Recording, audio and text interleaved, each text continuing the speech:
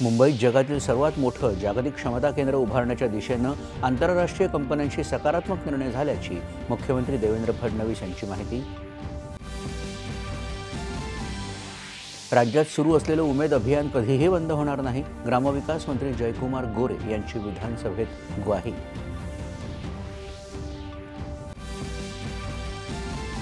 राज्यात स्थानिक स्वराज्य संस्थांच्या निवडणुका महायुती म्हणूनच एकत्रित लढवणार, उपमुख्यमंत्री आणि शिवसेना अध्यक्ष एकनाथ शिंदे यांचा पुनरुच्चार.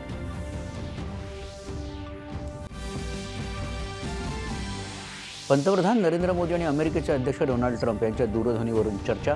जागतिक शांतता, स्थैर्य आणि समृद्धीसाठी एकत्रित काम करत राहण्याची कटिबद्धता व्यक्त. SIR अर्थात मतदार यादी सखोल तपासणी आणि सुधारणा प्रक्रियेला 6 राज्यांमध्ये मुदतवाढ देण्याचा निवडणूक आयोगाचा निर्णय. अवैध कफ सिरप प्रकरणी सक्तवसुली संचालनालयाचे उत्तर प्रदेश, झारखंड आणि गुजरात या 3 राज्यांमध्ये विविध 25 ठिकाणी छापे. काँग्रेसचे ज्येष्ठ नेते आणि माजी केंद्रीय गृहमंत्री शिवराज पाटील चाकूरकर यांचं निधन. राष्ट्रवादी पंतप्रधानांसह राजकीय क्षेत्रातून दुःख व्यक्त. आणि चंदीगडमधल्या मुल्लानपूर इथल्या दुसऱ्या T20 क्रिकेट सामन्यात दक्षिण आफ्रिकेचा भारतावर 51 धावांनी विजय. नमस्कार.